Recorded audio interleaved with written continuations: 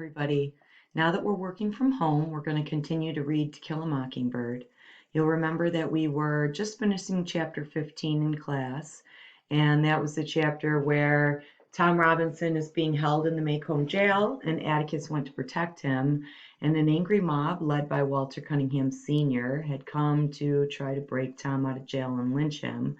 Luckily for Tom and Atticus, Scout jumped into the crowd of angry men and was able to remind them of their humanity and get them to disperse. So now we're starting chapter 16. You can follow along in your books, or if you check Schoology, I have attached the link to the full text, which is the one that you'll see on your screen. Find chapter 16 in your book. It starts on page 208. On the internet version that I've linked to Schoology, it starts on page 82. Chapter 16. Jem heard me. He thrust his head around the connecting door. As he came to my bed, Atticus's light flashed on. We stayed where we were until it went off. We heard him turn over, and we waited until he was still again. Jem took me to his room and put me in bed beside him. Try to go to sleep, he said. It'll all be over after tomorrow, maybe. We had come in quietly, so as not to wake Auntie. Atticus killed the engine in the driveway and coasted to the car house. We went to the back door and to our rooms without a word. I was very tired and was drifting into sleep when the memory of Atticus, calmly folding his newspaper and pushing it back to his hat, became Atticus standing in the middle of an empty, waiting street, pushing up his glasses. The full meaning of the night's events hit me, and I began crying.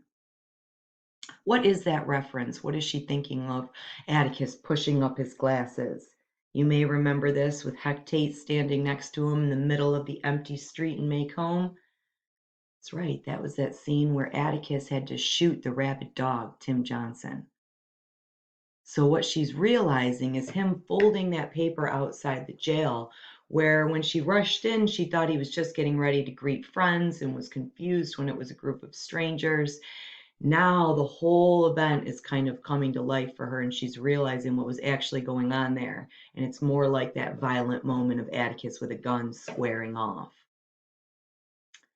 Jem was awfully nice about it. For once, he didn't remind me that people nearly 9 years old didn't do things like that. Everybody's appetite was delicate this morning, except Jem's. He ate his way through 3 eggs. Atticus watched in frank admiration. Aunt Alexandra sipped coffee and radiated waves of disapproval. Children who slipped out at night were a disgrace to the family. Atticus said he was right glad his disgraces had come along. But Auntie said, nonsense, Mr. Underwood was there all the time. You remember he owns a newspaper and he was watching with a double-barrel shotgun from above the jail. You know, it's a funny thing about Braxton, said Atticus. He despises Negroes, won't have one near him.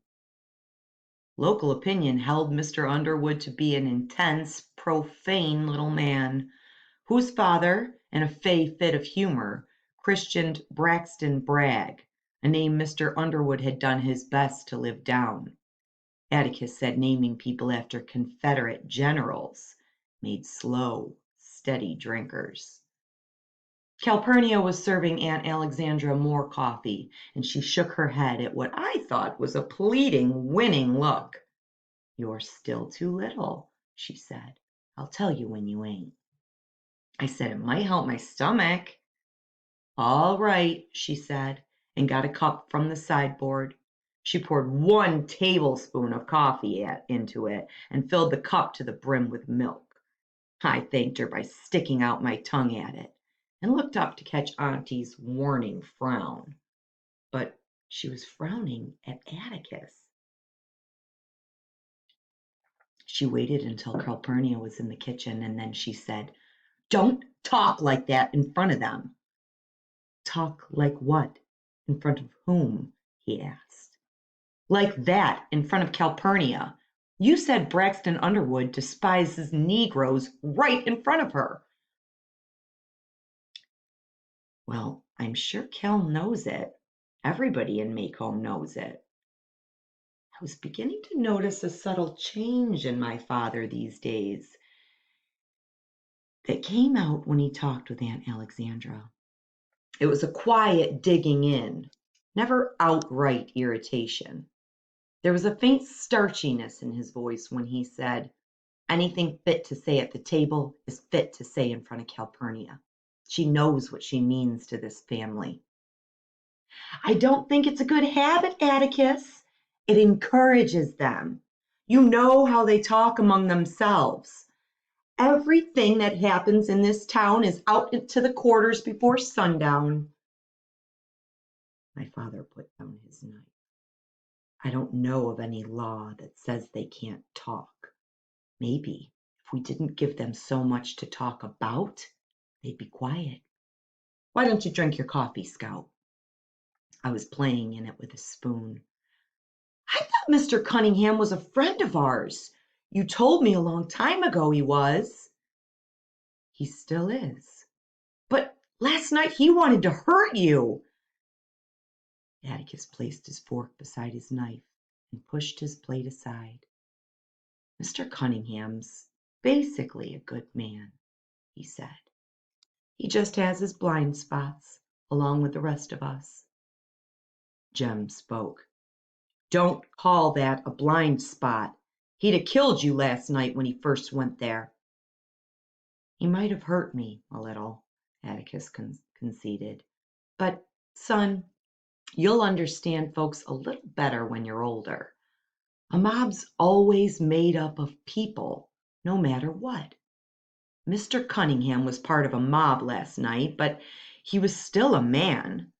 Every mob in every little southern town is always made up of people you know. Doesn't say much for them, does it?"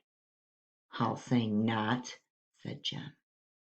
"So it took an 8-year-old child to bring them to their senses, didn't it?" said Atticus. "That proves something. That a gang of wild animals can be stopped simply because they're still human. Maybe we need a police force of children. You children last night made Walter Cunningham stand in my shoes for a minute. That was enough." There's Atticus's old advice to stand in someone's shoes, to walk in their skin for a bit, understand things from their perspective. And that's right. That's what happened to Walter Cunningham when Scout made him remember that Atticus helped him, that he was kind in helping him with his legal work, that he had invited his son to dinner at his house, that his children looked out for Walter Jr. at school. And it says something about Atticus that even in the midst of this situation, he can still see the humanity in everyone. Well, I hoped Jem would understand folks a little better when he was older. I wouldn't. "First day Walter comes back to school will be his last," I affirmed. "You will not touch him," Atticus said flatly. "I don't want either of you bearing a grudge about this thing, no matter what happens." "You see, don't you," said Aunt Alexandra, "what comes of things like this? Don't say I haven't told you." Atticus said he'd never say that, pushed out his chair, and got up. "There's a day ahead, so excuse me. Jem, I don't want you and Scout downtown today, please." As Atticus departed, Dill came bounding down the hall into the dining room. "It's all over town this morning," he announced. "All about how we held off 100 folks with our bare hands." Aunt Alexandra stared him to silence. "It was not 100 folks," she said, "and nobody held anybody off. It was just a nest of those Cunninghams, drunk and disorderly." "Aw, Auntie, that's just Dill's way," said Jem. He signaled us to follow him. "You all stay in the yard today," she said, as we made our way to the front porch. It was like Saturday. People from the south end of the county passed our house in a leisurely but steady stream. Mr. Dolphus Raymond, remember the town drunk, lurched by on his thoroughbred. "Don't see how he stays in the saddle," murmured Jem. "How can you stand to get drunk 'fore 8 in the morning?" A wagon load of ladies rattled past us. They wore cotton sunbonnets and dresses with long sleeves. A bearded man in a wool hat drove them. "Yonder's some Mennonites," Jem said to Dill. "They don't have buttons." They lived deep in the woods, did most of their trading across the river, and rarely came to Maycomb. Dill was interested. "They've all got blue eyes," Jem explained, "and the men can't shave after they marry. Their wives like 'em to tickle 'em with their beards." Mr. X. Billups rode by on a mule and waved to us. "He's a funny man," said Jem. "X is his name, not his initial. He was in court one time and they asked him his name and he said X. Billups. Clerk asked him to spell it. He said X. Asked him again and he said X. They kept at it till he wrote X on a sheet of paper and held it up for everybody to see.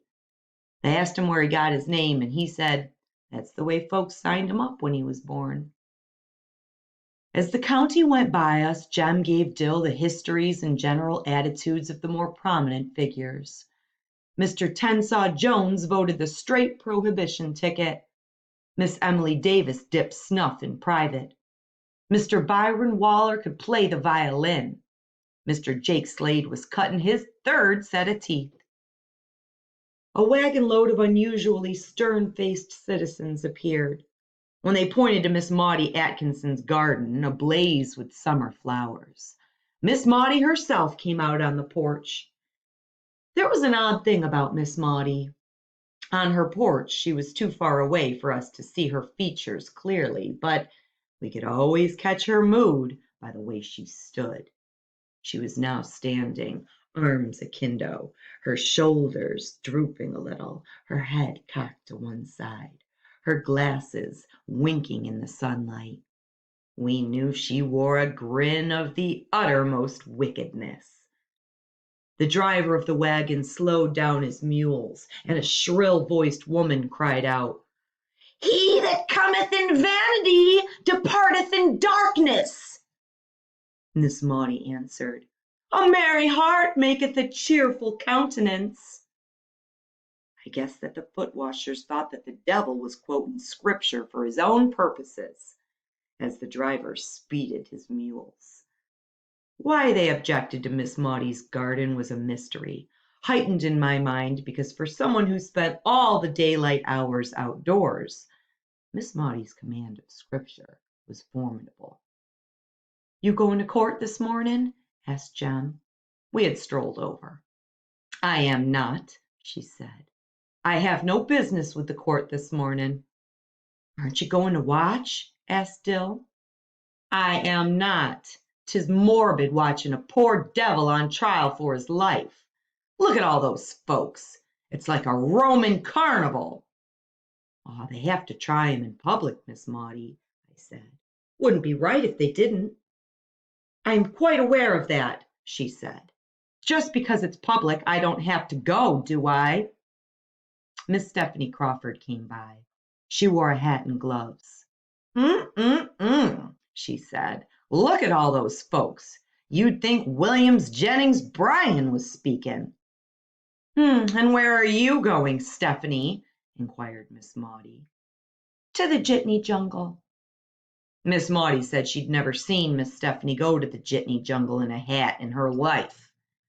"Well," said Miss Stephanie, "I thought I might just look in at the courthouse to see what Atticus is up to." "Better be careful he doesn't hand you a subpoena." We asked Miss Maudie to elucidate. She said Miss Stephanie seemed to know so much about the case, she might as well be called on to testify. Okay, there's the first half of chapter 16. Why don't you look at your study guide, see if there's any questions you can answer, and check out the second video for the second half of the chapter. See you then.